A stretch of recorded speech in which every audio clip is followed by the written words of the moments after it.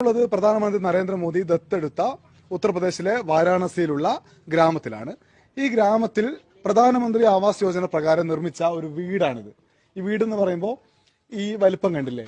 ഈ വലിപ്പം കാണുമ്പോൾ നമ്മൾ കരുതിയത് ഒരു വീടാണെന്ന്. ഒരു വീടല്ല, ഇത് രണ്ട് വീടാണ്. ഇത് ബസാമൻജിയുടെ വീടാണ്. ഇത് മമതാജിയുടെ വീടാണ്. നമുക്ക് നാട്ടില് 4 ലക്ഷം രൂപയാണല്ലോ ലൈഫ് പദ്ധതി പ്രകാരം വീടെടുക്കാൻ വേണ്ടി ലഭിക്കുന്നത്. ഇവിടെ എത്ര രൂപയാണ്? ഇവിടുത്തെ സൗകര്യങ്ങൾ എങ്ങനെയാണെന്ന് നോക്കാം. ഇതാണ് ഈ വീട്ടിലെ ഏക മുറി.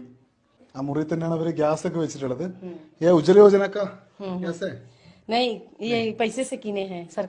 സർക്കാർ ഈ വീട് ഉണ്ടാക്കാൻ വേണ്ടി കൊടുത്തത് 3 ലക്ഷം രൂപ കൂടി അവർ കയ്യിൽ നിന്നിട്ടാണ് ഇത്തരം സൗകര്യത്തിൽ ഈ വീടാക്കിയത്. അതായത് ഒരു മുറി, ഒരു ഹാള്, അടുക്കളയില്ല.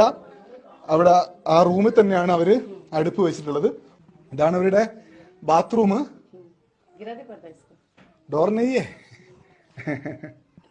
ഓക്കെ.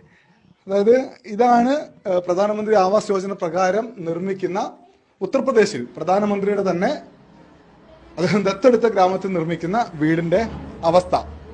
ഒരു താരതമ്യവും പഠനമൊന്നുമല്ല. കാര്യം ഒരു വലിയ രാജ്യത്തിന്റെ രണ്ടറ്റത്തുള്ള 2 സംസ്ഥാനങ്ങൾ സാമ്പത്തികമായും സാമൂഹികമൊക്കെ വലുതായി വ്യത്യാസപ്പെട്ടിരിക്കും. പക്ഷെ കേരളത്തിൽ 4 ലക്ഷം രൂപ ലഭിക്കുമ്പോൾ എങ്ങനെ വീട് പണിയുന്നു, ഇവിടെ 2.5 ലക്ഷം രൂപ ലഭിക്കുമ്പോൾ എങ്ങനെ വീട് പണിയുന്നു എന്ന ഒരു കാഴ്ച യാഥാർത്ഥ്യം മാത്രം